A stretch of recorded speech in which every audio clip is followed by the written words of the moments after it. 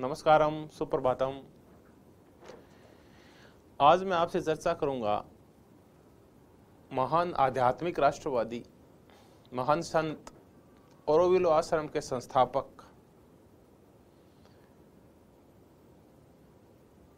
अरविंदो घोष के ऊपर। तो आज इस कक्षा में हम अरविंदो घोष के जीवन चरित्र, उनका लाइफ स्केच जो है उसके ऊपर और उनके जो आध्यात्मिक और धार्मिक विचार है उनके ऊपर चर्चा करेंगे।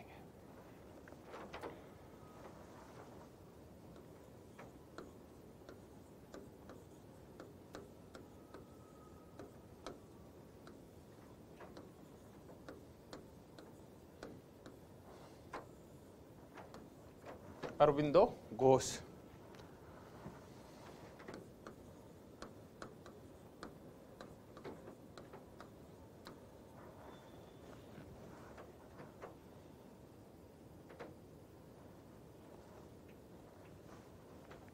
अरविंदो घोष मूलतः बंगाली थे और कोलकाता के एक अमीर घर में पैदा हुए। इनके पिता की जो हार्दिक इच्छा थी और उनकी जो विचार प्रणाली थी, उनके ऊपर अंग्रेजियत का बहुत ज्यादा प्रभाव था और उसी अंग्रेजियत के प्रभाव की वजह से वो ये चाहते थे कि उनके जो संतानें हैं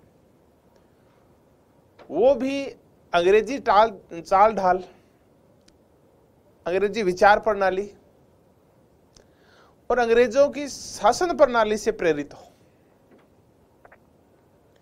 यही कारण था कि छोटी सी उम्र में ही अरविंदो को ब्रिटेन भेज दिया गया और अरविंदो की जो प्रारंभिक प्राइमरी, अपर प्राइमरी और कॉलेज की जो भी शिक्षा है वो ब्रिटेन में पूरी हुई। ब्रिटेन के कैम्ब्रिज विश्वविद्यालय में इन्होंने शिक्षा प्राप्त की। ब्रिटेन के बड़े बड़े स्कूलों में इन्होंने शिक्षा प्राप्त की। आईसीएस की परीक्षा, जो कि तात्कालिक भारत में जो कलेक्टर और एसपी वगैरह लगे करते थे, इंडियन सिविल सर्विसेज, उसकी परीक्षा पास की, जिसको आजकल अपन आईएएस बोलते हैं, इंडियन एडमिनिस्ट्रेटिव सर्विस बोलते हैं, उसकी परीक्षा पास की। लेकिन गए नहीं उस जॉब के अंदर। 1892, क्योंकि अब इनका भी लाइफ स्केच कर रहे हैं तो कुछ तथ्यात्मक मुद्दे अपन कर रहे हैं। 1892 में ये एक संस्था से जुड़े जो लंदन में काम किया करती थी।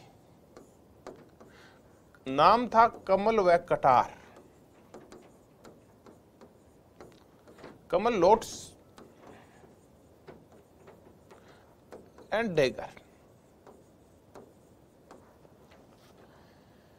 ये एक गुप्त संस्था थी और इस संस्था का कमल और कटार के नाम से जो संगठन काम किया करता था, लॉर्ड्स एंड डेगर के नाम से, इस संस्था से जो भी जुड़ते थे जो लोग, उनको शपथ लेनी पड़ती थी कि हम भारतीय स्वतंत्रता के लिए काम करेंगे, भारत के राष्ट्र की मुक्ति के लिए प्रयास करेंगे, भारत की आजादी के लिए प्रयास करेंगे। तो कुल मिला के ये भारतीय राष्ट्रवाद को प्रेरित करने वाली एक गुप्त संस्था थी और जो भी भारतीय युवा ब्रिटेन जाया करते थे शिक्षा के लिए, अन्य कार्यों के लिए, उनके मध्य ये सक्रिय रहा करती थी ताकि उनमें ब्रिटिश विरोधी विचार भरे जा सके और भारतीय राष्ट्रवाद और भारतीय स्वतंत्रता के प्रति उनके विचारों का विकास किया जा सके। तो अरविंदो घोष भी इस संस्था से जुड़ गए थे, लॉर्ड्स एंड डेगर्स के। 1893 अरविंदो घोष भारत आ गए और भारत आके और बड़ौदा का जो गवर्नमेंट का महाविद्यालय था, बड़ौदा सरकार का, जो उससे जुड़ गए, यानी वो शिक्षक बन गए बड़ौदा में आके, बड़ौदा कॉलेज में। फिर बड़ौदा से नेशनल कॉलेज कोलकाता चले गए।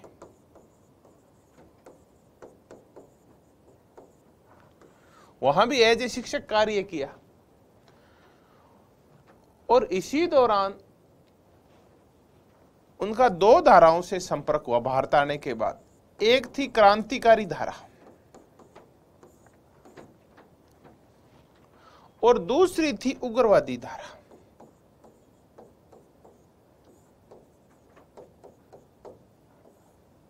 या उग्र धारा, उग्रवादी नहीं, उग्र धारा कह लेते हैं। क्रांतिकारी जो धारा थी उसका नेतृत्व उस समय बंगाल में अनुशीलन समिति किया करती थी। ये बारिंद्र घोष और ये सारे इस अनुशीलन समिति से जुड़े हुए थे और ये क्रांतिकारी गतिविधियों को बढ़ावा दिया करती थी। क्रांतिकारी इट मींस अंग्रेजों के खिलाफ हिंसक गतिविधियों को ये बढ़ावा दिया करती थी अनुशीलन समिति से। युवा जुड़े हुए थे, तो ये युवा क्रांतिकारियों का समूह था अनुशीलन समिति। अरविंदो का भी इससे प्रत्यक्ष और अप्रत्यक्ष रूप से इससे जुड़ाव था। बाद में जब अंग्रेजों ने बंगाल का विभाजन कर दिया, उसके बाद जब बंगाल में 1905 में जो बंग भंग विद्रोह, बंग भंग का जो आंदोलन चला कि बंगाल का विभाजन रद्द किया जाए, इसको लेकर जो आंदोलन चला, बाद में अरविंदो घोष उससे जुड़ गए।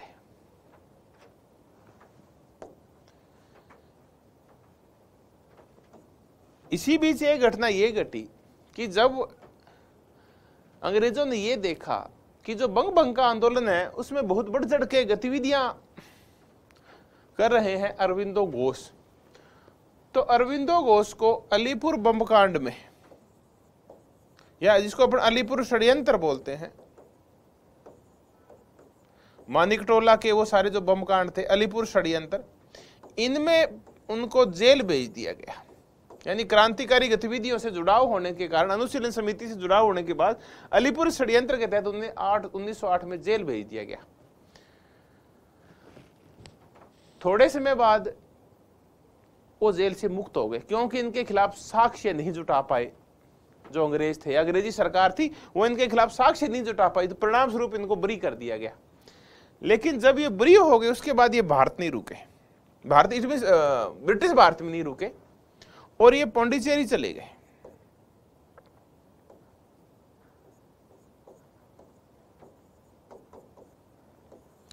और पौंडीचेरी जाके उन्होंने ओरोविले आश्रम की स्थापना की।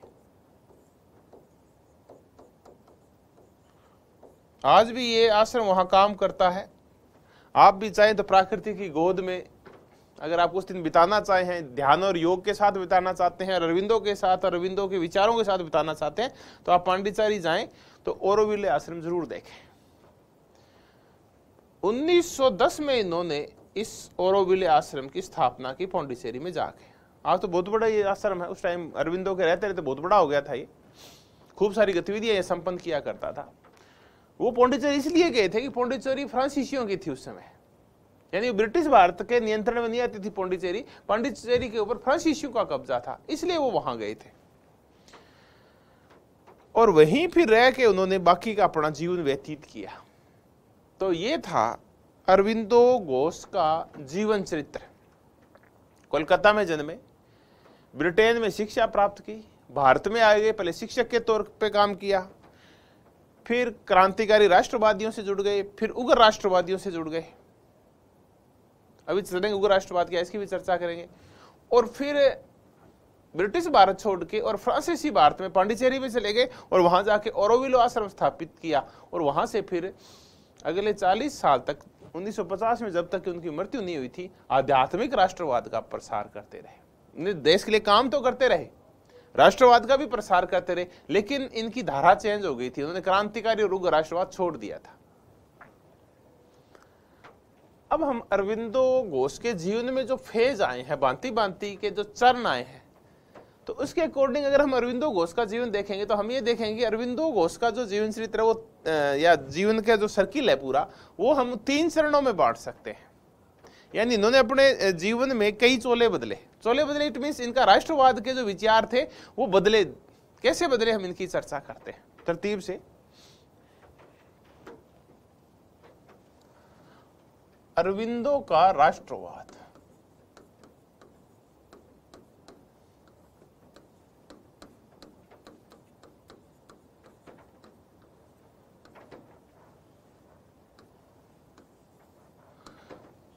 अरविंदो के राष्ट्रवाद को हम 3 भागों में बांट सकते हैं।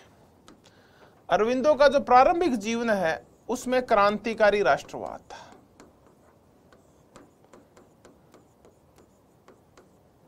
उनका सोचना यह था कि अगर देश को आजादी और मुक्ति पानी है, पूर्ण स्वराज पाना है, पूर्ण स्वतंत्रता पानी है, तो ये हिंसा, बंदूक और गोली वाला रास्ता, यही रास्ता उपयुक्त है और ये काम युवाओं के माध्यम से हो सकता है।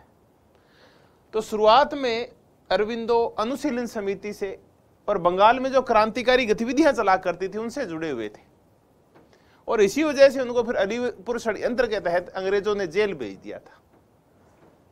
यह था अरविंदो घोष के जीवन का पहला चरण। फिर आया उग्र राष्ट्रवाद का चरण।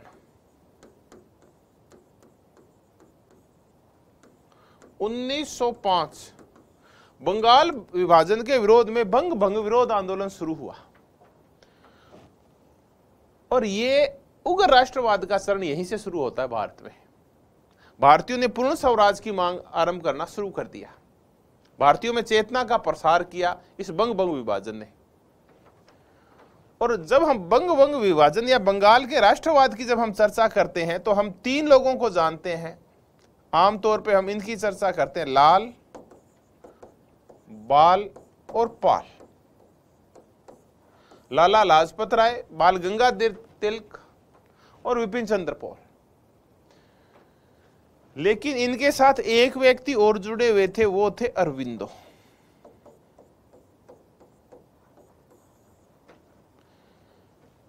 ये कांग्रेस के अंदर ऐसा एक दबाव समूह था जो कि उग्र राष्ट्रवाद को बढ़ावा दिया करता था और इस पूरे समूह को हम कहते हैं गर्मपंथी समूह था ये।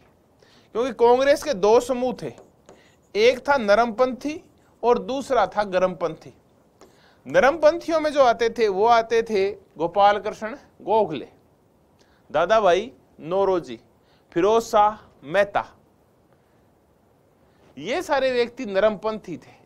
नरमपंथियों की और गर्मपंथियों की नीतियों में बहुत ज्यादा अंतर था। ये जो नरमपंथी थे ये अनुन्याय विन्याय की नीति का पालन किया करते थे और संवैधानिक साधनों का प्रयोग किया करते थे। अहिंसात्मक संवैधानिक संसाधनों का या तरीकों का प्रयोग किया करते थे, वो नरमपंथी थे। इनकी थी जो नीति उसको हम कहते हैं ये प्रार्थना की नीति थी, ये प्रतिवेदन की नीति थी, ये याचना की नीति थी। इस नीति को पसंद नहीं करते थे ये गर्मपंथी। अरविंदो घोष तो इस नीति के विशेष आलोचक थे।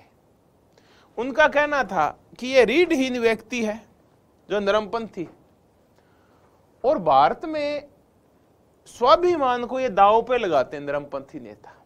तो भारतीयों में अगर स्वाभिमान जागृत करना है तो नरमपंथी नीतियों से काम नहीं चलेगा, बल्कि गर्मपंथी नीतियां लानी पड़ेगी। ये पूर्ण स्वराज की बात किया करते थे अरविंदो घोष। नियंत्रण नहीं तो सहयोग नहीं, ये इनका प्रसिद्ध नारा था, नियंत्रण नहीं तो सहयोग नहीं।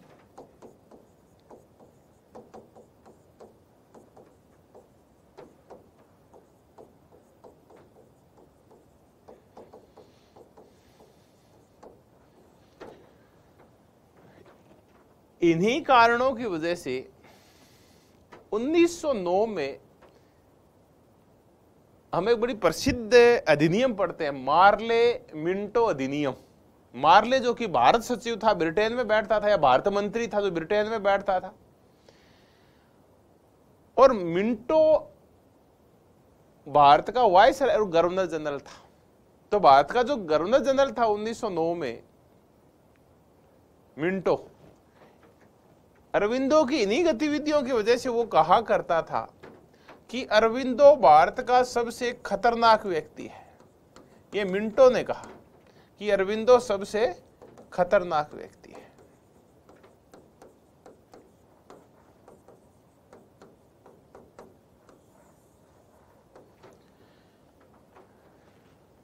Lord Minto. तो ये हमने इनके 2 चरण देखे, क्रांतिकारी राष्ट्रवाद और उग्र राष्ट्रवाद।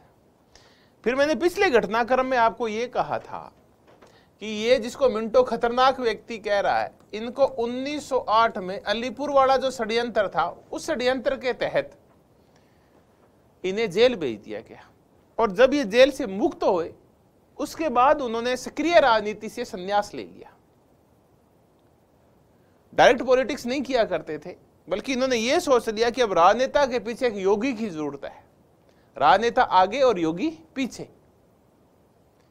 राजनेता आगे और संत पीछे। तो इन्होंने शिवाजी बनने की बजाय उन्होंने गुरु रामदास बनना पसंद किया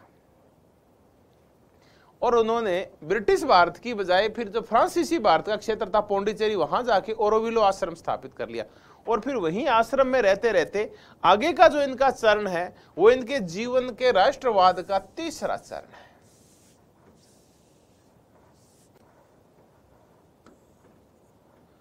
आध्यात्मिक राष्ट्रवाद।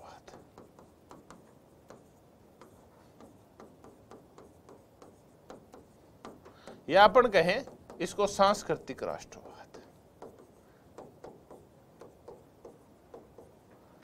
तो 1910 के बाद इन्होंने फिर आध्यात्मिक राष्ट्रवाद या सांस्कृतिक राष्ट्रवाद को बढ़ावा दिया।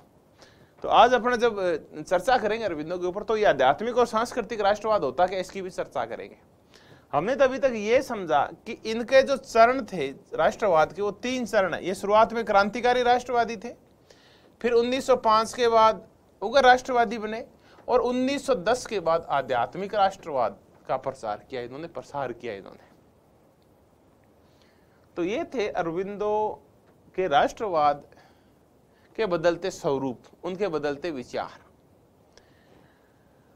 अब हम उन पुस्तकों की चर्चा करेंगे जिनके प्रणेता, जिनके रचयिता अरविंदो घोष है। तो अब अरविंदो घोष की बुक्स करते हैं।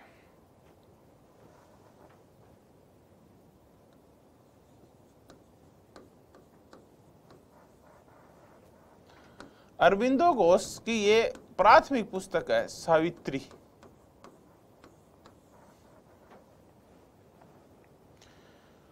और सावित्री का पूरा नाम है सावित्री ए लीजेंड एंड ए सिंबल, एक लीजेंड और एक सिंबल। ये एक लंबी कविता है।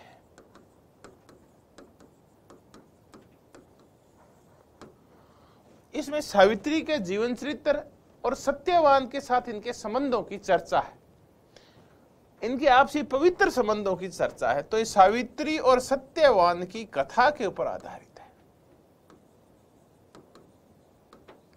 देखिए, भारत में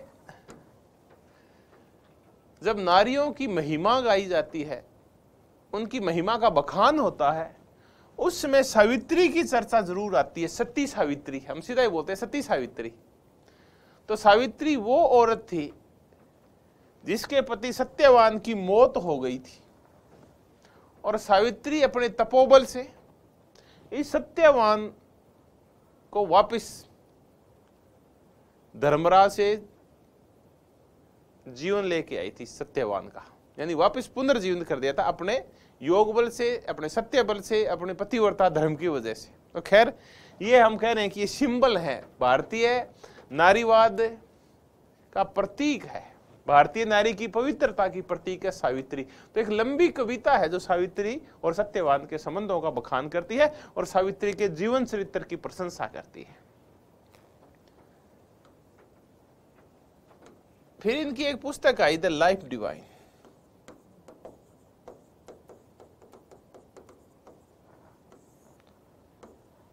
इस पुस्तक में इन्होंने पारलौकिक विषयों की चर्चा की है, इसमें उन्होंने आध्यात्मिक विषयों की चर्चा की है। आध्यात्मिक या धार्मिक विषय जो आत्मा परमात्मा इन चीजों से संबंधित होते हैं, पारलौकिक जगत, इहलोक की बजाय पारलौकिक जगत की चर्चा है, मुक्ति की चर्चा है। Life divine. फिर ऐसे ऑन गीता, फिर ये पुस्तक है ऐसे ऑन गीता। और फिर इन्होंने लिखा कि जब वो जेल में थे तो एक दिन भगवान योगी श्री कृष्ण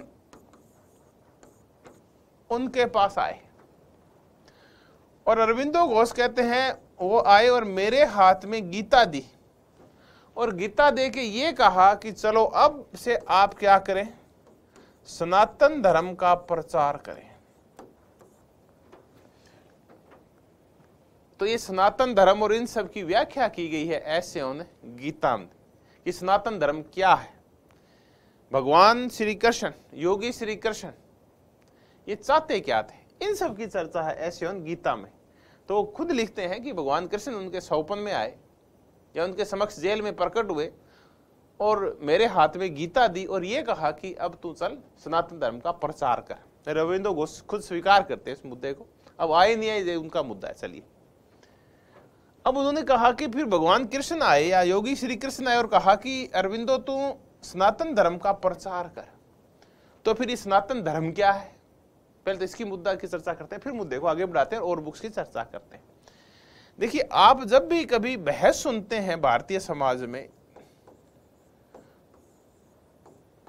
तो ये बहस शुरू होती है कई बार, उत्तर भारतीय इसको अच्छी तरह से जानते हैं, आर्य समाज वर्सेज सनातन हिंदू। सनातन हिंदू हिंदुओं की वो धारा है जो रूढ़िवादिता की प्रतीक है। ये वो धारा है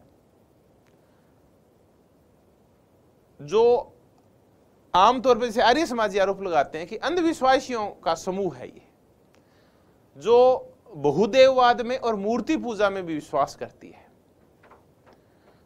तो उस जो मौलिक हिंदू धर्म की जो कट्टरता वाली जो चीजें हैं वो है, जिसको हम कहते हैं कि वो सनातन शाखा है हिंदुओं की।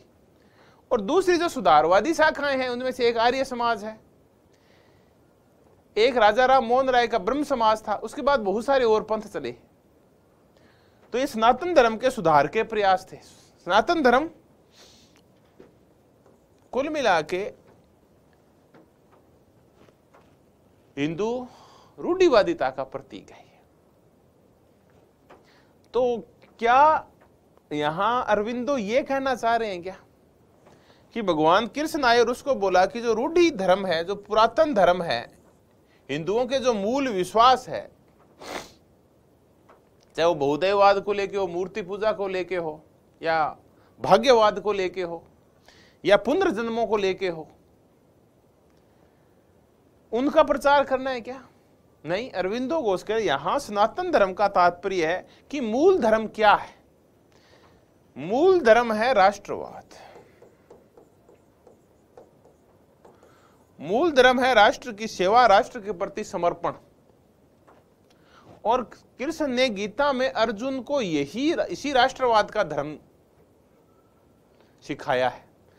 जब अर्जुन ये कह देता है कि अब युद्ध नहीं करूंगा मैं अपने ही भाई बंधुओं के खिलाफ, अपने ही रिश्तेदारों के खिलाफ, तब श्री कृष्ण उसको सनातन धर्म की शिक्षा देते हैं। सनातन धर्म यानी राष्ट्रवाद की शिक्षा देते हैं, राष्ट्र प्रेम की शिक्षा देते हैं, राष्ट्र की सुरक्षा की शिक्षा देते हैं कि अगर तू इन कौरवों का और इन असामाजिक तत्वों का नाश नहीं करेगा तो इससे राष्ट्र को हानि होगी,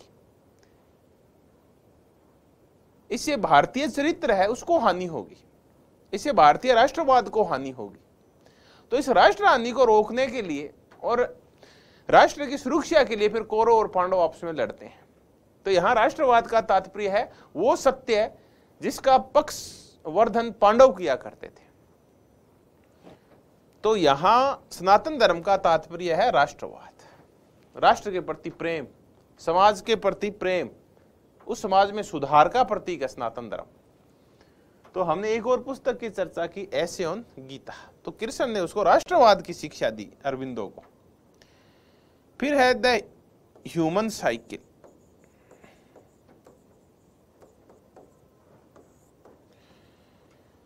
इसमें इतिहास की व्याख्या की गई है।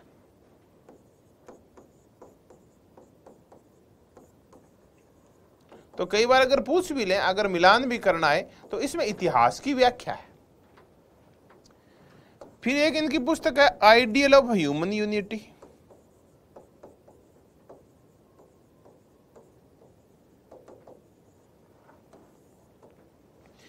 इसमें मानवीय एकता में वृद्धि कैसे होगी,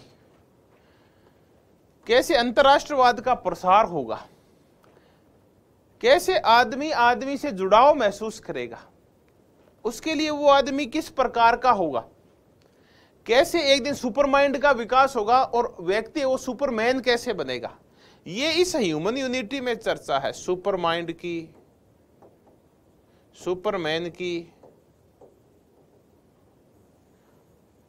तो वो इस ह्यूमन यूनिटी, मानवीय एकता के प्रतीक क्या होंगे, कैसे आएगी, इन सब की चर्चा है। और अंतिम जो इनकी पुस्तक है, लास्ट पुस्तक है, वो है सिंथेसिस ऑफ योगा। सिंथेसिस है संश्लेषण, संश्लेषित रूप में ये मान लीजिए एकीकृत रूप में योगा क्या है।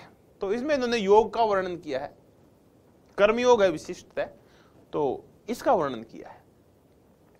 तो ये थी अरविंदो की books, Savitri, the life divine, essays on Gita, the human cycle, ideal of human unity, और अंतिम पुस्तक की हमने चर्चा की सिंथेसिस ऑफ योगा। हालांकि इन्होंने भारतीय रेनेसा को लेके भी चर्चा की है, एक पुस्तक उनकी रेनेसा के ऊपर लेके, भारत का पुनर्जागरण को लेके भी है। तो ये थी अरविंदो की बुक्स। देखिए ये जो बुक्स है द लाइफ डिवाइन है, ये आध्यात्मिक विषयों के ऊपर है, और ह्यूमन साइकिल और आइडियल ऑफ ह्यूमन यूनिटी है, ये राजनीतिक मुद्दों की चर्चा करती है। ये राजनीतिक मुद्दों के ऊपर केंद्रित है। अब अरविंदो घोष की बुक्स करने के बाद हम अगली चर्चा ये करेंगे कि अरविंदो घोष की जो विचार प्रणाली है उसके ऊपर किन किन व्यक्तियों का प्रभाव है, हम इसकी चर्चा करेंगे।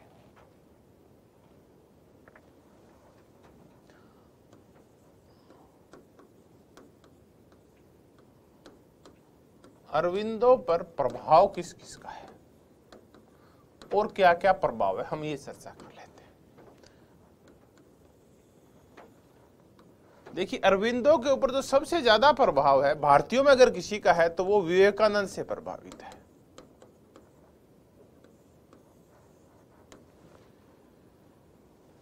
विवेकानंद से प्रभावित है उनका नव वेदांत का दर्शन। विवेकानंद से प्रभावित है भारत की आध्यात्मिक श्रेष्ठता का भाव। इन्हीं से प्रभावित है इनका आध्यात्मिक राष्ट्रवाद।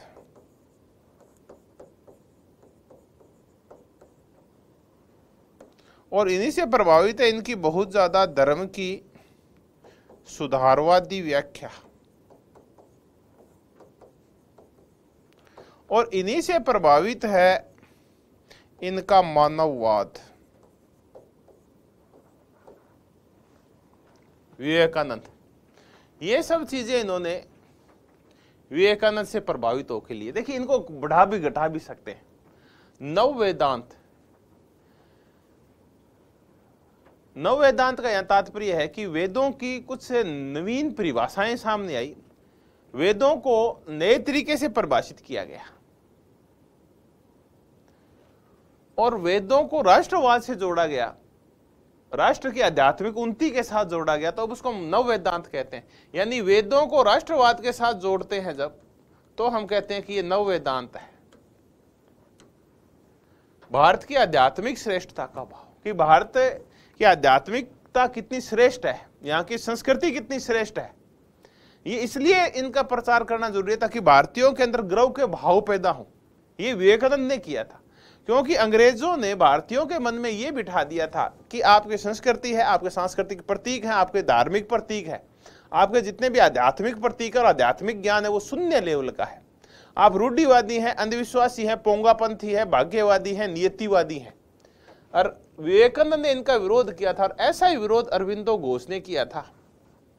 इन्होंने भारत की आध्यात्मिक श्रेष्ठता को साबित किया कि कैसे अलग है ये पाश्चात्य आध्यात्मिकता और भोगवाद से। आध्यात्मिक राष्ट्रवाद विवेकानंद से लिया, धर्म की जो सुधारवादी व्याख्या, विवेकानंद कहा करते थे कि भारतीयों का जो धर्म है वो रसोई के चारों ओर केंद्रित हो गया है। किसी भी भारतीय से पूछो धर्म क्या है, तो वो कहेगा धर्म इसके हाथ लगाना है, उसको छूना नहीं है। यानी इसमें सिवाय निषेध के और कुछ नहीं है। इन सब की चीजों का विरोध किया था विवेकानंद ने कि तू मेरे गड्ढे के हाथ मत लगाना, तू मेरी रोटी को मत छूना, तेरी छाया नहीं पड़नी चाहिए। ऐसे बाह्य प्रतीकों को ही धर्म मान लिया गया, जबकि जो उदात्त भाव थे, जो मानवता को बढ़ावा देते हैं, वो गायब हो गए। और मानव को, कुछ मानव को जाति विशेष की वजह से अस्पृश्य करके पशु तक मान लिया गया उसको। तो इसका विवेकानंद ने भी विरोध किया और अरविंदो ने भी विरोध किया, और फिर उन्होंने बढ़ावा दिया मानव को कि धर्म का तात्पर्य है मानव की सेवा। अगर आप ईश्वर की सेवा करना चाहते हैं तो मूर्तियों की सेवा न करें, बल्कि जो जीवित मनुष्य है उनकी सेवा करें। विवेकानंद तो कहा करते थे कि मेरे लिए ईश्वर का प्रतीक है वो एक भूखा मानव है। तो मूर्तियों के ऊपर जो चढ़ावा चढ़ाते हैं उसके बजाय चढ़ावा आप किसी मानव के चढ़ाएं ताकि उसका पेट भरे। ऐसे ही थी विवेकानंद की थी, ऐसे ही थी अरविंदो घोष की थी। तो ये ज्यादा कल्याणकारी है, ज्यादा सुखदायी है और ज्यादा प्रेरणास्पद है कि आप मूर्तियों की बजाय मानव की सेवा करें। तो ये थे विवेकानंद से प्रभावित उनके विचार अरविंदो घोष के। उसके बाद अरविंदो के ऊपर जो प्रभाव है वो हेगल का बहुत ज्यादा प्रभाव है अरविंदो के ऊपर।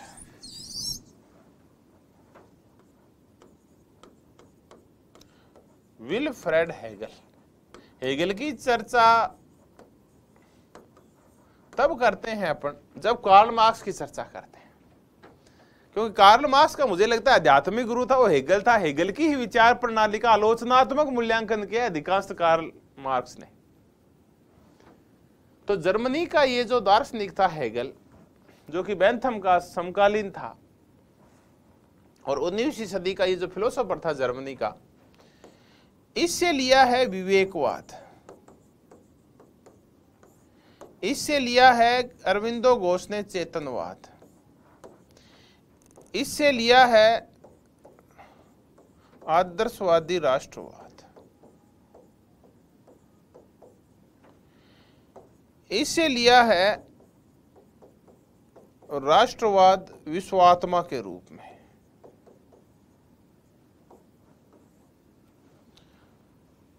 अब हम देखते हैं कि ये हेगल का ये सब क्या था। हेगल का विवेकवाद, चेतनवाद। हेगल कहता है कि ये इतिहास से जो भी है ये तर्क के सिवाय कुछ नहीं है, ये कॉन्शियसनेस के सिवाय कुछ नहीं है, चेतना के सिवाय कुछ नहीं है, या अपन करें तो विचारों के सिवाय कुछ नहीं है। आदमी तर्क करता है, तर्क के द्वारा उसके विचार है वो श्रेष्ठ होते जाते हैं, और यही विचार फिर उसके जीवन को नया रूप देते हैं, और यही विचार फिर राष्ट्रों को नवीन नवीन रूप देते हैं। तो इस इतिहास को गति देने वाली, इस समाज में परिवर्तन करने वाली, मानव जीवन में परिवर्तन करने वाली जो मूल इकाई है वो है विचार। तो ये विचार तत्व महत्वपूर्ण होता है। तो आप अपने जीवन में परिवर्तन करना चाहते हैं तो आप अपनी चेतना बदलिए, अपने विचार बदलिए, आप तार्किक हो। ये तर्क का तात्पर्य है कि आप श्रेष्ठता के लिए तर्क कीजिए, आप श्रेष्ठ मानव जीवन के लिए विचार पैदा कीजिए, चेतना पैदा कीजिए। फिर आप देखेंगे कि एक राष्ट्र की उन्नति बहुत तीव्र गति से होती है। तो हेगल से इन्होंने विचार तत्व ग्रहण किया, चेतनवाद ग्रहण किया, और फिर उन्होंने आदर्शवादी राष्ट्रवाद का जो तत्व है जो हमें अरविंदो घोष में मिलता है वो भी हेगल से प्रभावित है। अभी आदर्शवादी राष्ट्रवाद क्या होता है? देखिए, हम कहते हैं कि आत्मा है ये बढ़ती बढ़ती और एक मूल जो तत्व है, श्रेष्ठ तत्व है परमात्मा, उसमें मिलना चाहती है।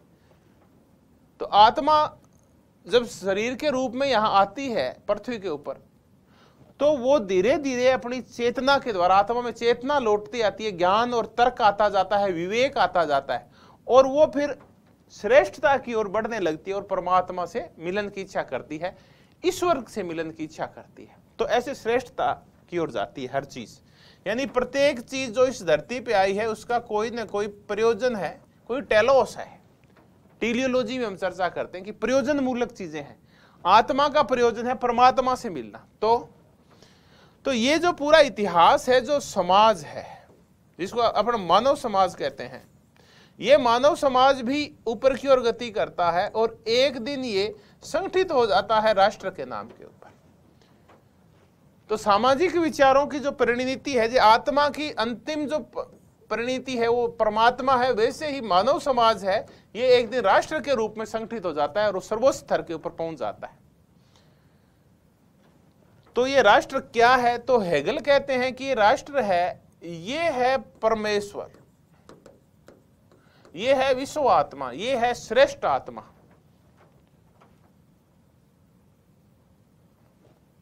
क्योंकि राष्ट्र है, इसकी खुद की इच्छाएं होती है, खुद का स्वतंत्र व्यक्तित्व होता है। जैसे परमेश्वर का खुद का एक अस्तित्व है, आत्मा का उद्देश्य है कि उस महान अस्तित्व की ओर बढ़े। तो राष्ट्र की खुद की इच्छाएं होती है, तो व्यक्ति का उद्देश्य यह है कि वो उस राष्ट्र की इच्छा की पूर्ति करे, उस परमेश्वर की इच्छा की पूर्ति करे। इसको हम बोलते हैं आदर्शवादी राष्ट्रवाद। यहां आदर्शवादी का तात्पर्य है कि हमारा जो आदर्श है वो राष्ट्र है, हमारा जो आइडियल है वो राष्ट्र है, और हमें हमारी तर्कों की, विवेक और चेतना की जो अंतिम परिणति करनी है वो इस राष्ट्र तक जाना है। हमें इतने विचार श्रेष्ठ करने हैं कि हम उस राष्ट्र तक पहुंच जाए, हमारे उस आइडियल तक पहुंच जाए। जैसे हम क्या चाहते हैं, हमारा भी कोई न कोई आइडियल होता है, कोई प्रेरक होता है, कोई आदर्श होता है, हम उस आदर्श की प्राप्ति करना चाहते हैं। किसी का आदर्श होता है कि वो तेंदुलकर बने, किसी का आदर्श होता है कि वो गांधी की तरह अहिंसक बने, किसी का आदर्श होता है कि वो भगत सिंह की जैसा बने, या आप अपने नए आदर्श भी सेट कर सकते हैं। तो व्यक्ति का भी एक आदर्श होता है, एक आत्मा का भी आदर्श होता है, एक व्यक्ति की जो चेतना होती है उसका आदर्श होता है कि मैं इस चेतना में इतनी ज्यादा व्यापकता लेके आऊं कि मैं राष्ट्र के साथ एकीकरण कर लूं अपना। तो व्यक्ति का जो सर्वांगीण विकास है, व्यक्ति की चेतना का जो सर्वोच्च रूप है, वो राष्ट्र में जाके और प्रतिफलित होता है। तो ये था हेगल का आदर्शवादी राष्ट्रवाद। हेगल राष्ट्र को, यानी एक राष्ट्र राज्य को विश्वात्मा मानता है। तो हेगल कहता है कि हमारी जो विचार प्रणाली है ये एक प्रयोजन की तरफ ग्रोथ करती जाती है, और प्रयोजन होता है किसी भी चीज का श्रेष्ठता की ओर बढ़ना, और ये श्रेष्ठता है वो राष्ट्र में आके जाके स्थापित होती है। तो ऐसे ही अरविंदो घोष कहते हैं, अरविंदो घोष भी कहते हैं कि हम सब साधन हैं और भारत मां है वो साध्य है। मां भारती की कुछ इच्छाएं हैं, मां भारती का एक स्वतंत्र अस्तित्व है। हमारा जो राष्ट्र है उसकी अपनी खुद की चेतना है। हमें अपनी चेतना को बढ़ाते हुए मानव जो कि साधन है एक राष्ट्र की इच्छा पूर्ति की, भारत मां की इच्छा पूर्ति की, उसको अपनी मानसिक स्थिति को, अपने विचारों को उस स्तर के ऊपर लेके जाना है, उस मां भारती के स्तर के तक लेके जाना है, मां भारती की इच्छा पूर्ति तक लेके जाना है। तो ये है आदर्शवादी राष्ट्रवाद जो उनका हेगल से प्रभावित है। तो चेतना है ये ग्रोथ करेगी, ऐसे ही प्रत्येक मानव को अपनी चेतना को ग्रोथ करवा के और राष्ट्रवादी चेतना का प्रसार करना है। हम जो तेरे मेरे के चंगुल में फंसे हुए इन सबको छोड़ते हुए और हमें भारत माता का पुत्र बनना, यानी अपनी संकीर्ण मानसिकताओं को छोड़ना है, अपने व्यक्तिगत स्वार्थों को छोड़ना है और राष्ट्र के प्रति समर्पित होना है। यही है आदर्शवादी राष्ट्रवाद जो उनसे हेगल से लिया है। और उन्होंने राष्ट्र की जो व्याख्या है, जैसे हेगल ने राष्ट्र को ईश्वर कहा है, इस धरती के ऊपर चलती फूटती मूर्तवान अवस्था कहा है ईश्वर की, वैसे ही अरविंदो के लिए भी मां भारती है ये देवी का रूप है, काली का रूप है, ईश्वरीय रूप है। आत्मा परमात्मा से मिलना चाहती है, वैसे एक मानव का सर्वोच्च लक्ष्य ये है कि वो उस राष्ट्र के लिए जिए। तो ये इनके ऊपर हेगल का प्रभाव है।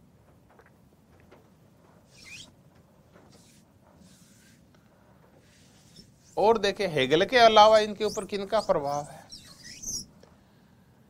हेगल के अलावा अरविंदो के ऊपर प्रभाव है नीत्शे का। नीत्शे की जो सुपरमैन थ्योरी है, महामानव या अति मानव का जो विचार है वो नीत्शे से लिया गया है कि कैसे एक व्यक्ति सुपरमैन बन सकता है, कैसे वो अपने अंतः प्रज्ञा का विकास कर सकता है, कैसे वो आध्यात्मिक उन्नति करता करता और यहां तक पहुंचता है कि वो सुपरमैन बन जाए। तो नीत्शे कहा करता था कि गॉड इज डेड, ईश्वर मर चुका है। इसका तात्पर्य ये है कि देखिए हेगल है, वो कहता है जो सर्वोच्च लक्ष्य है वो है ईश्वर। ईश्वर के पास जाते ही और अपन रुक जाते हैं, उससे आगे कोई गति नहीं है। वहां आके और व्यक्ति की जो मानसिकता है, व्यक्ति की विचार प्रणाली है, व्यक्ति की जो तर्क प्रणाली है, वो वहां आके रुक जाते हैं, उससे आगे आदमी नहीं सोचता। तो आदमी का सोचने का जो नजरिया है उसको सीमित कर देता है ईश्वर का विचार, क्योंकि वो अपनी एक टॉप हाइट वहां क्रिएट कर लेता है, उससे आगे नहीं जा पाता। तो नीत्शे कहता है कि ईश्वर मर चुका है, अब आपको क्या करना होगा, अपने विचारों को ईश्वर के विचारों से भी आगे लेके जाना पड़ेगा। तो जो सुपरमैन होता है, महामानव होता है, वो अपनी तर्क प्रणाली को, अपनी चेतना को, अपनी कॉन्शियसनेस को, अपनी अंतः प्रज्ञा को ईश्वर के ऊपर आके नहीं रोक लेता, बल्कि उससे आगे भी लेके जाता है, यानी बियॉन्ड गॉड। तो आप अपने विचारों को इतना परिष्कृत कीजिए, अपनी आत्मा को इतना उन्नत कीजिए, अपनी अंतः प्रज्ञा को इतना ज्यादा कीजिए कि आप एक और नए ईश्वरीय जगत से भी आगे कई चीजों का विचार कर सके। अपनी चेतना आपकी इतनी विस्तृत हो जाएगी कि ईश्वर तक नहीं रुकेगी, उससे आगे भी चली जाएगी। तो आप अपने विचारों को बांध दिए मत ईश्वर तक ले जाके, मानते ईश्वर सर्वोच्च है, लेकिन उससे आगे भी तो बहुत कुछ कर सकते हैं आप, उससे आगे भी सोच सकते हैं अपनी चेतना के माध्यम से। तो ये है महामानव या सुपरमैन का विचार। ये फिर उन्होंने नीत्शे से लिया है, जो नीत्शे कहा करता था ईश्वर मर चुका है। फिर एक नीत्शे भी जर्मनी का दार्शनिक था, फिलोसोफर था। एक और जर्मनी के फिलोसोफर है लाम्प्रेक्ट। देखिए ये बहुत क्वेश्चन पूछते हैं लाम्प्रेक्ट के ऊपर। हेगल के ऊपर लाम्प्रेक्ट का भी प्रभाव था। लाम्प्रेक्ट से, जो कि जर्मनी का दार्शनिक था, उनसे हेगल ने मानव चक्कर लिया है, ह्यूमन साइकिल। इससे लिया है इतिहास परिवर्तन, कि इतिहास में चेंज कैसे आए, इसको लिया, इतिहास आगे कैसे बढ़ा। तो इतिहास की व्याख्या है वो लाम्प्रेक्ट की जो व्याख्या है संस्कृतियों का चक्र, उससे प्रभावित है। तो लाम्प्रेक्ट का संस्कृतियों का चक्र है और हेगल उसको रूप देते हैं इतिहास या मानव चक्र का रूप देते हैं। इतिहास कैसे चक्र के रूप में आगे बढ़ता है, कैसे समाज में परिवर्तन होते हैं, कैसे युग बदलते हैं और कैसे हम आज से शुरू से लेकर आज तक यहां तक पहुंच गए हैं, इसकी व्याख्या लाम्प्रेक्ट में भी की है कि संस्कृतियां कैसे बदलती है, कल्चरल चेंज कैसे आते हैं। और इसकी व्याख्या अरविंदो घोष ने उन्हीं से प्रभावित होकर की है कि मानव ये समाज है, मानव का इतिहास है, वो कैसे चक्राकार रूप में आगे बढ़ा, इसकी व्याख्या की गई है। तो हमने देखा अरविंदो घोष के ऊपर विवेकानंद का प्रभाव है, हेगल का प्रभाव है, नीत्शे से महामानव का विचार लिया है और लाम्प्रेक्ट से मानव चक्र का सिद्धांत लिया है, और लाम्प्रेक्ट का संस्कृतियों का जो चक्र है उसको मानव चक्र में चेंज कर दिया है। तो ये थे नीत्शे, हेगल, लाम्प्रेक्ट और विवेकानंद के साथ अरविंदो घोष की तुलना और अरविंदो घोष के विचारों के ऊपर इन महान दार्शनिकों का प्रभाव। अब चर्चा करते हैं कुछ और मुद्दों के ऊपर।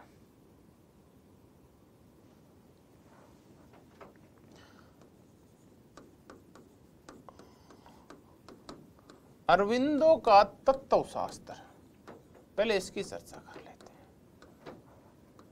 अरविंदो की मेटाफिजिक्स,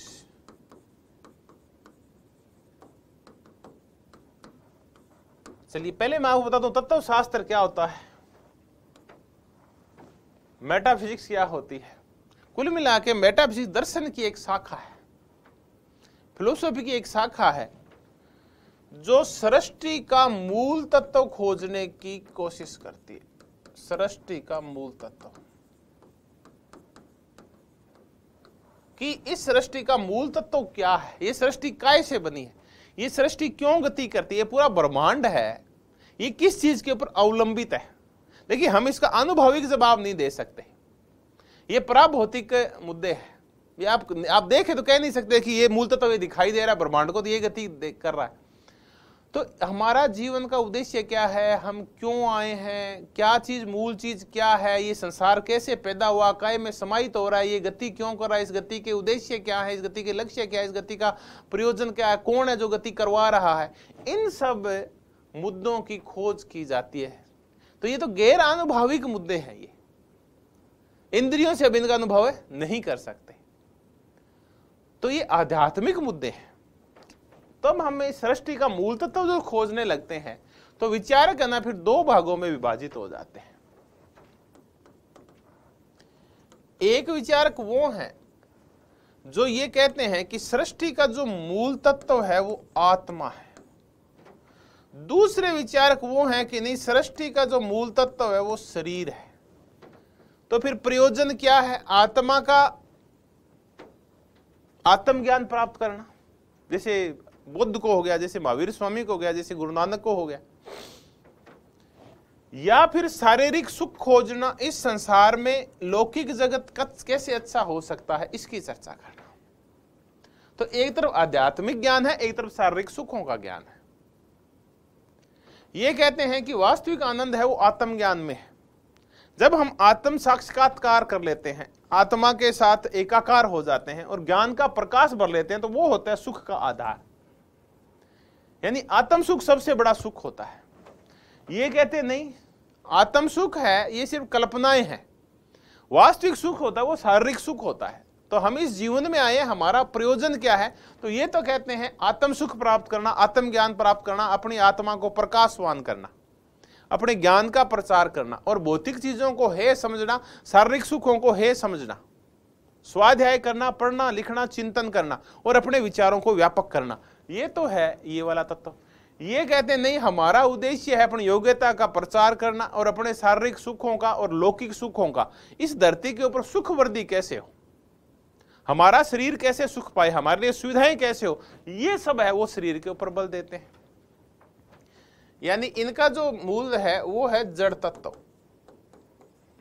कि जड़ तत्व है मूल तत्व है। ये कहते हैं आत्म तत्व मूल तत्व है। जब हम इस आत्म तत्व की चर्चा करते हैं तो हम कहते हैं ये चेतनवाद है, यानी ये चेतना को महत्व देता है। फिर हम कहते हैं कि कॉन्शियसनेस को बढ़ावा देता है, यानी चेतना को। या फिर हम इसको कहते हैं कि इसका एक आदर्श होता है, उस आदर्श की ओर बढ़ती है आत्मा। तो इसको आप चेतनवाद बोले, इसको आदर्शवाद बोले, या इसको आत्मवाद बोले। ये है, इसको हम भौतिकवाद बोलते हैं, यानी यहां भौतिक चीजें महत्वपूर्ण होती है। इसको हम लौकिकवाद भी बोलते हैं। ये अध्यात्मवाद है, ये लौकिकवाद है। ये हो सकता है कुछ ऐसे मुद्दे हो जो अनुभव से परे हो, शरीर के नियंत्रण से बाहर हो। ये इस लोक की चर्चा करते हैं, इस लोक में हम शारीरिक सुखों को कैसे प्राप्त करें। तो इससे जो पैदा होता है वो आदर्शवाद पैदा होता है। इससे जो पैदा होता है उसको हम, ये पर्याय शब्द है, चेतनवाद बोलते हैं। आदर्शवाद बोले, चेतनवाद बोले, इसको अपन भौतिकवाद या लौकिकवाद बोलते हैं। यहाँ ये लोक महत्वपूर्ण है, यहाँ परलोक तो नहीं है, पर इस लोक में भी हमारे लिए महत्वपूर्ण है वो मानवीय ज्ञान है, यहाँ सुख है। अब जो आत्म तत्व को बढ़ावा देते हैं, जो आदर्शवादी हैं, ऐसे आदर्शवादियों की शुरुआत प्लेटो से हो जाती है। प्लेटो कहता है कि फिर हमें सर्वोच्च सद्गुणों का विकास करना है, अपनी आत्मा में न्याय को भर लेना है, अपनी आत्मा को सर्वोच्च रूप दे देना है और वो न्याय तक जाएगी, दार्शनिक राजा होगा। ये सब है प्लेटो का। प्लेटो के अलावा हेगल भी इन्हीं चीजों को मानता है। भारत में जो ये नववेदांती है और उपनिषद है वो भी इनको मानते हैं। उपनिषद है उनसे प्रभावित नववेदांती जो है वो इन्हीं को मानते हैं। भारत का तो अधिकांश अध्यात्म है वो आदर्शवाद के ऊपर आधारित है। तो भारत में उपनिषद, नववेदांती और पश्चिम में देखे प्लेटो, हेगल जैसे लोग हैं वो आत्म या चेतन तत्व को महत्वपूर्ण मानते हैं। दूसरी तरफ है भौतिकतावाद या लौकिकवाद। अपने यहाँ जो चार्वाक दर्शन है भारत में वो लौकिकवादी या भौतिकवादी दर्शन है। कौटिल्य ऐसी शाखा के थे। कौटिल्य ने कहीं भी आध्यात्मिक मुक्ति की चर्चा नहीं की है कि कैसे शरीर मुक्त हो जाएगा, कैसे जीवन मरण के बंधनों से छुटकारा मिल जाएगा। बुद्ध की चर्चाएं, महावीर की चर्चाएं वो तो इसमें आती है, आत्म तत्व आदर्शवाद वाले में। और कौटिल्य की चर्चाएं वो चार्वाक में आती है, लौकिकवाद या भौतिकवाद के तहत आती है। लौकिक जीवन सुखी कैसे हो, राजा कामयाब कैसे हो, वो साम्राज्य कैसे बनाए, इन सब की चर्चा करता है कौटिल्य। तो ये है चार्वाकवादी जो इन लोगों को महत्वपूर्ण मानते। अगर हम वेस्टर्न में देखें तो ये हॉब्स है, कार्ल मार्क्स है, ये सारे के सारे भौतिकतावादी हैं। या फिर विशेष करके पुराने जमाने की चर्चा करें तो ये जो सोफिस्ट हुआ करते थे यूनान के अंदर सोफिस्ट विचार, ये सारे भौतिकतावादी या लौकिकवादी विचारक थे। ये कहते हैं परलोक कुछ नहीं है, परमात्मा आत्मा कुछ नहीं है, जो कुछ है वो यही जीवन है, यही शरीर है, यही सब कुछ है, यही लोक ही महत्वपूर्ण है, यही लोक महत्वपूर्ण है, कोई परलोक नहीं है, कोई स्वर्ग नरक, ऐसा कोई भाव नहीं है। अब अरविंदो के ऊपर किसका प्रभाव है? अरविंदो का जो मेटाफिजिक्स है वो दोनों को जरूरी मानता है, बस मुद्दा ये है। तो मैंने आपको मेटाफिजिक्स की आती है ये समझा दिया, और अब मैं आपको ये बता दूं कि अरविंदो चेतना को भी महत्वपूर्ण मानते हैं और जड़ तत्व को भी महत्वपूर्ण मानते हैं। ये आत्मज्ञान भी चर्चा करते हैं और भौतिकवाद और लौकिकवाद की भी चर्चा करते हैं। ये कहते हैं कि जो वेस्टर्न था वो इस तरफ झुक गया, भौतिकवाद और लौकिकवाद की तरफ झुक गया, इसलिए इसमें गड़बड़ है। भारत है वो अध्यात्मवाद और चेतनवाद की तरफ जुड़ गया, इसमें भी गड़बड़ है। तो हो क्या, इन दोनों में बैलेंस होना चाहिए। पाश्चात्य से लौकिकवाद ले लो और भारत का अध्यात्मवाद ले लो, और इन दोनों का मिलन कर देंगे तो व्यक्ति पूर्ण हो जाएगा। ये अकेली ये अपूर्णता है, अकेली ये भी अपूर्णता है, तो दोनों ही तत्व महत्वपूर्ण है, कॉन्शियसनेस भी और भौतिकतावाद भी, मटेरियलिज्म भी। तो मैटर भी महत्वपूर्ण है और कॉन्शियसनेस भी महत्वपूर्ण है, आत्मज्ञान भी महत्वपूर्ण है, तो शरीर का सुख भी महत्वपूर्ण है। शरीर का साथ सुख सुविधाएं, कम से कम मौलिक सुख सुविधाएं, जो हमारी रोटी कपड़ा मकान है वो तो कंप्लीट होनी चाहिए। अगर आपको रोटी नहीं मिल रही है, फटे हुए कपड़े हैं, मलिन है, दलित हैं, आप पिछड़े हुए हैं, गरीब हैं, तो कैसे आप में फिर आत्म चेतना का विकास होगा? तो ये भी एक जरूरी तत्व है, क्योंकि जब तक भूखे पेट कोई भजन नहीं होता गोपाला, भूखे पेट ने भजन होए गोपाला। तो ये भी जरूरी है और ये भी जरूरी है। हाँ, पेट भरने के बाद सिर्फ पेट ही भरते रह जाए ये भी नहीं है, उसके बाद अपना ज्ञान का विकास करें, ये भी जरूरी। तो अरविंदो की जो मेटाफिजिक्स है उसमें जड़ तत्व और चेतन तत्व दोनों का महत्व है। अब हम कुछ एक आध्यात्मिक मुद्दा उठाते हैं और भारत में इतिहास परिवर्तन कैसे हुआ, हम उसकी चर्चा करते हैं। हम चर्चा करते हैं मानव चक्र, और हम जिस पुस्तक की चर्चा कर रहे हैं वो पुस्तक है द ह्यूमन साइकिल।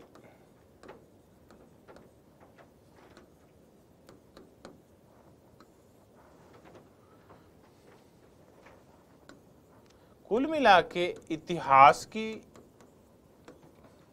व्याख्या है। इतिहास में परिवर्तन कैसे हुआ, समाज और सभ्यताएं बदलती कैसे है, इन सब की वर्णन है इसके अंदर। और ये जो प्रभावित है ये है कार्ल लाम्प्रेक्ट से, और कार्ल लाम्प्रेक्ट है ये रहने वाले थे जर्मनी के। जर्मनी के दार्शनिक लाम्प्रेक्ट है, उन्होंने जर्मनी के संदर्भ में सांस्कृतिक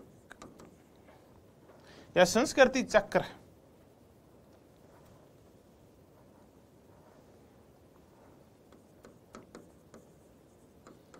संस्कृति का चक्र है, इसकी व्याख्या की है, और इसी से प्रभावित है अरविंदो का मानव चक्र। लाम्प्रेक्ट कहते हैं कि इतिहास एक के बाद एक इन 5 रूपों में आगे बढ़ा, संस्कृतियां ऐसे आगे बढ़ती है। वो कहते हैं पहली जो संस्कृति आती है वो प्रतीकात्मक होती है,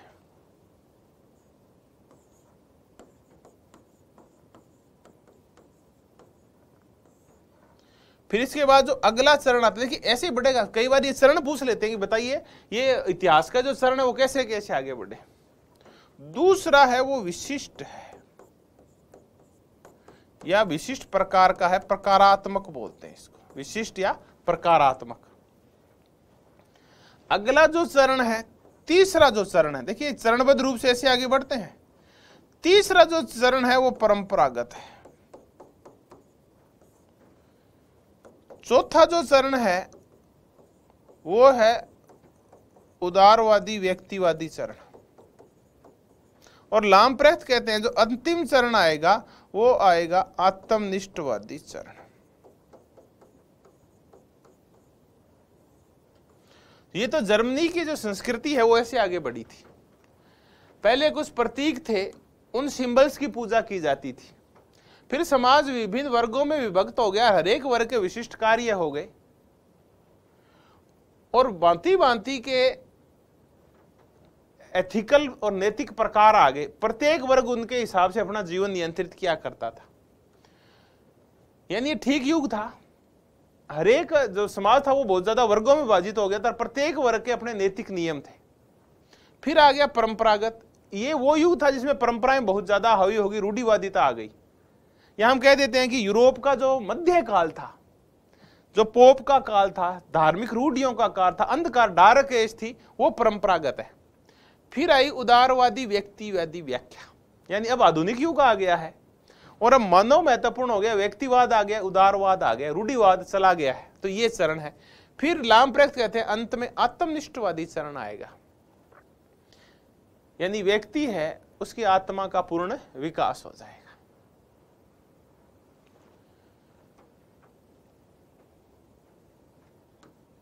ऐसे करके और 5 चरणों में जर्मनी की संस्कृति आगे बढ़ी थी। अब चलते हैं कार्ल अपने अरविंदो घोष के पास। अरविंदो कहते हैं कि ऐसे ही बड़ा था भारत का इतिहास। भारत के मानव इतिहास ने ऐसे ही प्रगति की। पहले प्रतीकात्मक युग आया। ये युग तब आया जब इस देश में वेद चला करते थे, यानी जिस काल को हम वैदिक काल बोलते हैं वो प्रतीकात्मक युग था। विभिन्न प्राकृतिक प्रतीक हुआ करते थे और उन प्रतीकों के चारों ओर जीवन केंद्रित हुआ करता था। चाहे उस प्रतीक का सूर्य था, चाहे वो इंद्र था और चाहे वो सिंधु थी, ये प्राकृतिक प्रतीक थे। चाहे वो प्रकाश का प्रतीक थे, चाहे कोई वर्षा का प्रतीक था, तो कोई जीवन का प्रतीक था। इन प्रतीकों के चारों ओर सारी व्याख्याएं थी। इन्हीं के लिए यज्ञ वगैरह हुआ करते थे, इनकी शांति के लिए काम हुआ करते थे। ये वो वाला युग था। फिर आ गया विशिष्ट या प्रतीकात्मक युग। ये आ गया उत्तर वैदिक काल। उत्तर वैदिक काल, और इस काल में समाज विभिन्न जातियों या ये कहो वर्गों में विभक्त हो गया। ब्राह्मण हो गए, क्षत्रिय हो गए, वैश्य हो गए, शूद्र हो गए। हालांकि वैदिक काल में ही था, लेकिन अब समाज थोड़ा सा और कट्टर हो गया, विशिष्ट हो गया है। इनकी कार्य प्रणाली निश्चित कर दी गई है कि कौन क्या काम करेगा। इनकी नैतिकताएं निश्चित कर दी गई है। तो ये वो विशिष्ट या प्रकारात्मक युग था जब विभिन्न प्रकार से समाज का थोड़ा टिपिकल बंटवारा हो गया था। फिर आया परंपरावाद। ये भारत का मध्य काल है, जब धार्मिक रूढ़ियां हावी हो गई थी बुरी तरह से, जब अंधविश्वास हावी हो गए थे। ये वो वाला काम है जो मध्य काल का। फिर इनको तोड़ने के लिए हमने देखा कि बीच में कबीर भी आए थे, गुरु नानक भी आए थे। तो ये वो अंधकार युग है, परंपरागत काल, मध्य काल। ये भारत जो मध्यकालीन भारत था, जब बहुत ज्यादा कट्टरता आ गई थी, जब धर्म बहुत ज्यादा संकीर्ण हो गए थे, हिंदू मुस्लिम बहुत ज्यादा कट्टर हो गए थे, ये वो वाला युग है, मध्य काल का युग। फिर भक्ति काल आया, सूफीवाद आया, इनमें वो सुधार थे इनके अंदर। कुल मिला के जो परंपराओं को बहुत ज्यादा बढ़ावा देने वाला, रूढ़ियों को, अंधविश्वासों को बढ़ावा देने वाला काल आया। फिर आगे भारत में अंग्रेज, तो ये वो अंग्रेजी काल है। इस काल में फिर वो रूढ़ियां चली गई, वो अंधविश्वास चले गए, वो पोंगापंथी चला गई, वो नीतिवाद चला गया। और फिर आया उदारवादी व्यक्तिवादी काल। इसमें मानववाद हावी हो गया, इसमें मानवीय विवेक महत्वपूर्ण हो गया। तो ये मानवीय विवेक की दृष्टि से बड़ा ही उन्नत चरण है जो उदारवादी चरण है। लेकिन इस काल में होता क्या है कि बहुत ज्यादा व्यक्तिवाद आ जाता है और समूहवाद और समाजवाद या समूहवाद चला जाता है। व्यक्ति इतना अति स्वार्थी हो जाता है और खुद के बारे में सोचने लगता है, खुद की योग्यता के बारे में सोचने लगता है। कुल मिला के पॉजिटिव इंडिविजुअलिज्म का युग है, स्वतःमूलक व्यक्तिवाद, जिसकी चर्चा करता है सीबी मैकफर्सन, कि प्रत्येक व्यक्ति है वो इतना ज्यादा स्वस्वार्थी और आत्म केंद्रित हो गया है कि अब वो समुदाय को कुछ नहीं समझता, समाज को कुछ नहीं समझता। तो इस काल में कुछ विशेषताएं हैं कि मानववाद आया, विवेकवाद आया, योग्यता आई, स्वतंत्रता आई, लेकिन कमियां भी है कि स्वमूलक व्यक्तिवाद आया, बहुत ज्यादा व्यक्तिवाद आ गया। फिर जहां कार्ल प्रेख्त कहते हैं, लामप्रेख्त की आत्मनिष्ठवादी युग आएगा, वहीं अरविंदो घोष कहते हैं कि आत्मनिष्ठवादी नहीं, अंतिम जो चरण आएगा वो आध्यात्मिक युग आएगा। चलिए जी। और फिर ये कहते हैं कि ये आध्यात्मिक युग है। इस युग में फिर जो मानव है उसकी चेतना अत्यंत विस्तृत हो जाएगी और फिर उसमें प्रसार होगा सुपर माइंड का। उसकी चेतना जो कि गति कर रही है इन रूपों के अंदर, उसका तर्क जो गति कर रहा है, उसकी आत्मा जो गति कर रही है, उसके विचार जो गति कर रहे हैं, विचार बदलते जा रहे हैं। वैदिक युग में विचार अलग थे, फिर विचार अलग हो गए, परंपरावाद में विचार अलग थे, उदारवाद में विचार अलग है, और आध्यात्मिक युग में उसके विचार अलग हो जाएंगे। फिर वह भगवान कृष्ण की तरह हो जाएगा, वो महायोगी कृष्ण की तरह हो जाएगा, वो सुपरमैन बन जाएगा क्योंकि उसमें सुपर माइंड आ जाएगा। तो फिर ये वाला वो युग है, आध्यात्मिक युग वो युग है जब व्यक्ति में सुपर माइंड आ जाएगा, जब उसका दिमाग अत्यंत विस्तृत हो जाएगा, वो कृष्ण की तरह हो जाएगा, जो कि एक या दो से प्रेम नहीं करता, वो कि करोड़ों नर नारियों से जो प्रेम करता है, जो सबका है, जो सबका चाहता है, जो सबको चाहता है, सबका कल्याण चाहता है, जो सबका सुख चाहता है। उसकी आत्मा में इतना प्रकाश भर जाता है कि वो तेरे मेरे का फिर भेद नहीं करता, उसमें समस्त संकीर्णताओं का नाश हो जाता है, समस्त स्वार्थ का अंत हो जाता है उसमें व्यक्तिगत स्वार्थ समाप्त हो जाते हैं और उसके लिए वसुदेव कुटुंबकम हो जाता है और उसके आत्मा से फिर प्रेम का झरना ही निकलता है। किसी के लिए घृणा के भाव नहीं निकलते, सिर्फ दुआएं निकलती है, बदुआएं नहीं निकलती। वो फिर सुपर माइंड है, वो ये सुपर माइंड से एक व्यक्ति सुपरमैन बन जाता है। तो अंत में ये वाला युग आएगा। तो ये हमने की मानव चक्र कि ये ह्यूमन साइकिल कैसे चलता है और ये प्रभावित है कार्ल लाम्प्रेक्ट से। तो ये है, आप याद करें, एक क्वेश्चन ये आता है कि है क्या, मान जो ह्यूमन साइकिल इनकी बुक है, इसमें इतिहास चक्र की व्याख्या की गई, इतिहास आगे कैसे बढ़ा, भारत में कैसे बढ़ा, कैसे वैदिक काल, उत्तर वैदिक काल, मध्य काल और फिर अंग्रेजी काल और फिर एक ऐसा काल आएगा जब आदमी सुपरमैन बन जाएगा। ये है लाम्प्रेक्ट जो कि जर्मन दार्शनिक, उनसे प्रभावित, उन्होंने संस्कृति का चक्कर दिया तो उसी से प्रेरित होके और अरविंदो ने दिया है मानव चक्र। और फिर ये चक्कर के ये प्रतीक है, पहला युग प्रतीकात्मक है, दूसरा प्रकारात्मक या विशिष्ट है, फिर परंपरावादी है, फिर उदार व्यक्तिवादी है, फिर आत्मनिष्ठवादी है, फिर आध्यात्मिक युग है। इनकी चर्चा करते हैं अरविंदो घोष। तो ये हमने इतिहास को समझने की कोशिश की। अब आगे बढ़ते हैं और अब चर्चा करते हैं एक और छोटे से मजेदार मुद्दे की, वो है आध्यात्मिक नियतिवाद।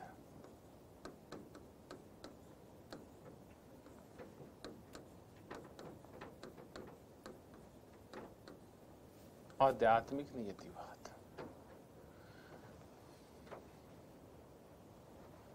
या स्पिरिचुअल डिटरमिनिज्म, या इसको अपन बोल देते हैं देवी न्यायवाद, कुछ भी कह दे अपन इसको। देखो, पहले तो नियतिवाद को समझना होगा, डिटरमिनिज्म को समझना होगा, फिर आगे की चर्चा करेंगे। अब तक हमने एक मुद्दे को समझा है, वो है आर्थिक नियतिवाद। हम इसको कह सकते हैं आर्थिक निर्धारणवाद, और ये है कार्ल मार्क्स का। कार्ल मार्क्स कह रहा है कि जो इस संसार में जितनी भी घटनाएं घटित हो रही है, जितने भी परिवर्तन हो रहे हैं, उन सब के मूल में आर्थिक तत्व है। तो चाहे वो राज्य हो, चाहे वो धर्म हो, चाहे शिक्षा हो, चाहे कला हो, चाहे साहित्य हो, चाहे विचारधारा हो,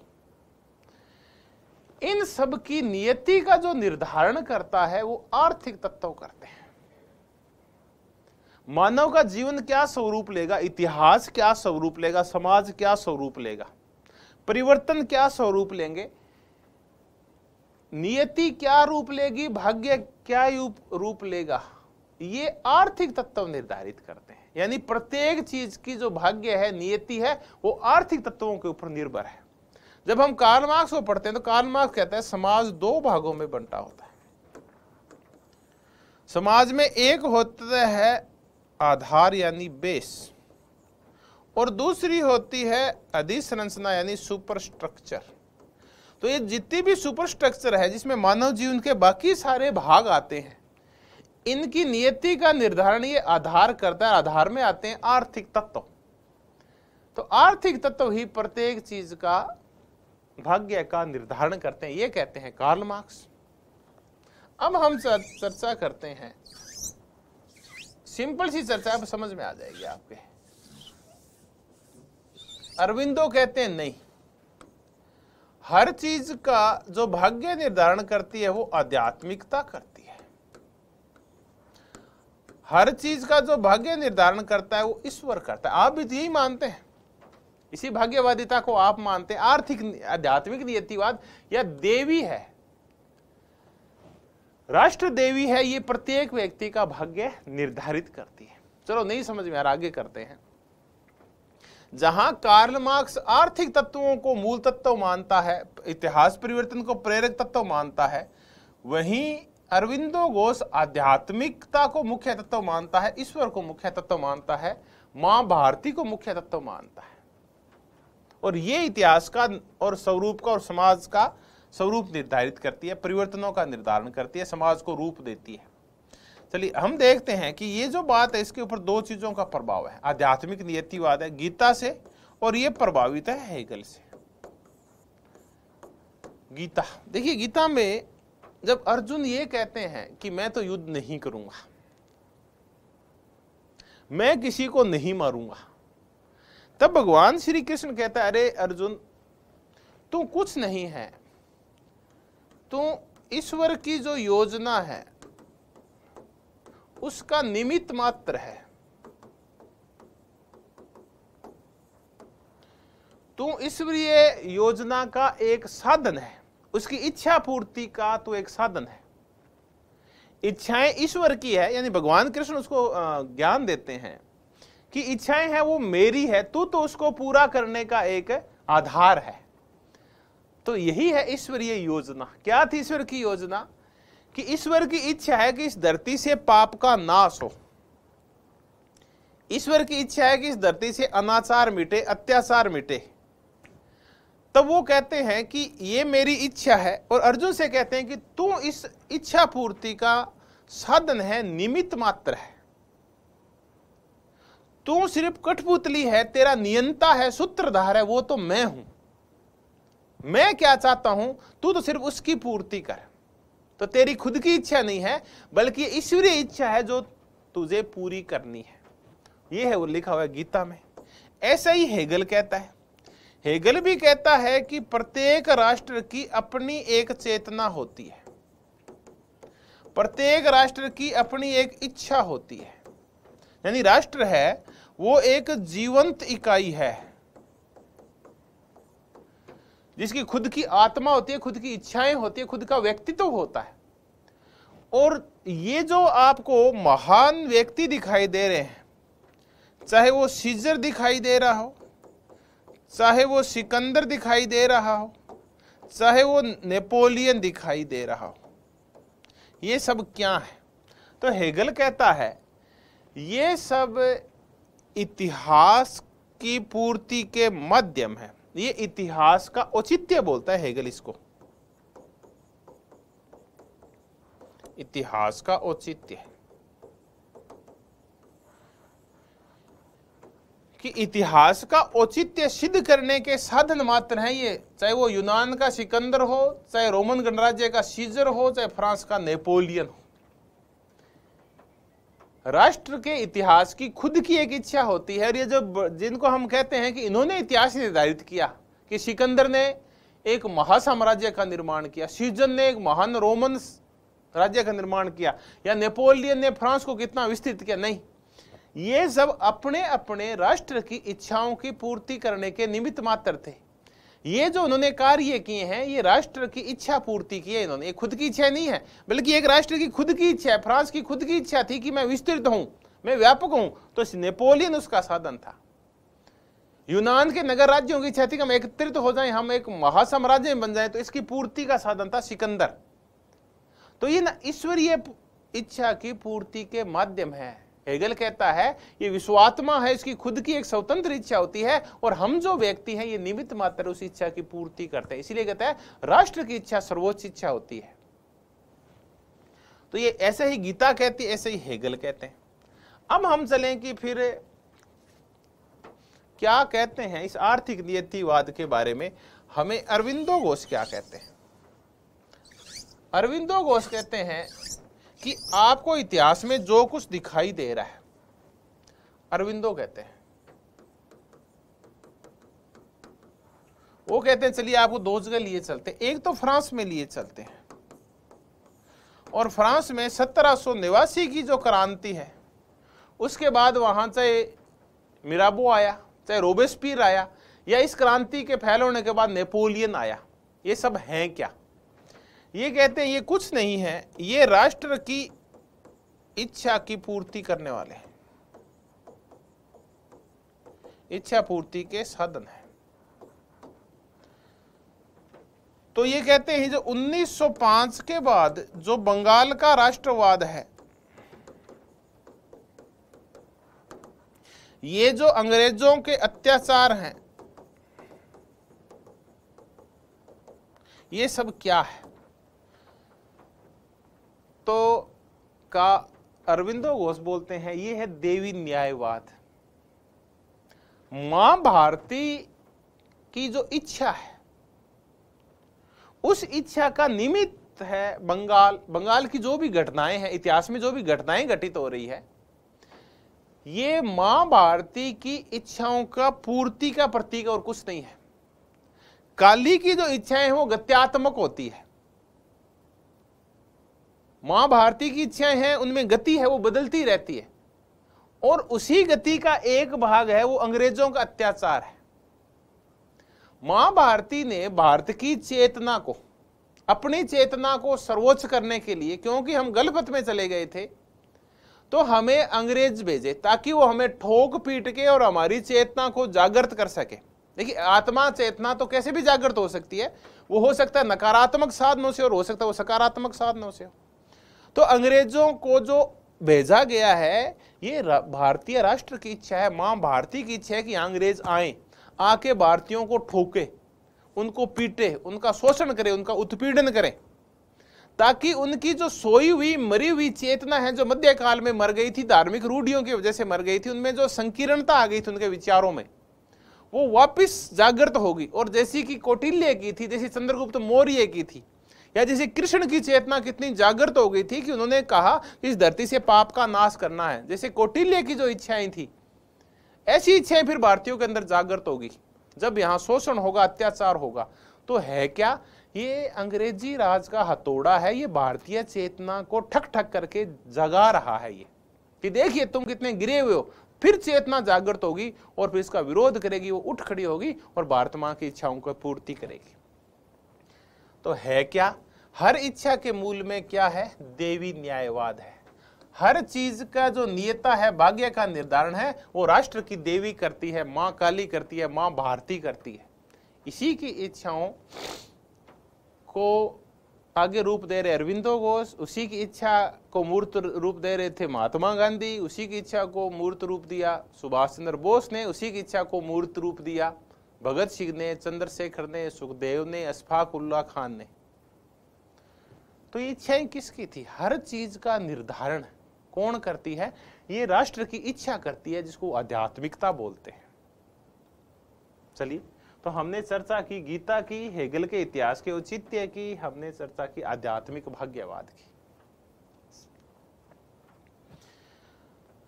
तो आप सबका धन्यवाद कि ये जो मजेदार सी चर्चाएं चली हमारे मध्य, आप सबको इसका आनंद आया होगा। मैंने आपसे चर्चा की अरविंदो के जीवन चरित्र की, मैंने आपसे चर्चा की अरविंदो की बुक्स की, और मैंने आपसे चर्चा की अरविंदो की मेटाफिजिक्स क्या है, अरविंदो का मानव चक्कर सिद्धांत क्या और लामप्रैक्ट से कैसे प्रभावित है। मैंने आपसे चर्चा की कि अरविंदो का आध्यात्मिक नियतिवाद क्या है, देवी न्यायवाद क्या है, काली की इच्छाएं क्या है, मां भारती की इच्छाएं क्या है, हम सब क्या है, हमने इनकी चर्चा की। ब्रिटिश राज का उत्पीड़न क्या, ये चर्चा की। मैंने नीत्शे, हेगल, विवेकानंद और लामप्रैक्ट का अरविंदो के ऊपर प्रभाव क्या था, मैंने आपको ये भी बताया। अगली जो अपनी कक्षा होगी उसमें मैं आपसे कुछ और मजेदार चर्चाएं करूंगा अरविंदो घोष के, विशेषकर उनके राजनीतिक विचारों को समझने की कोशिश करेंगे। धन्यवाद, तहे दिल से धन्यवाद।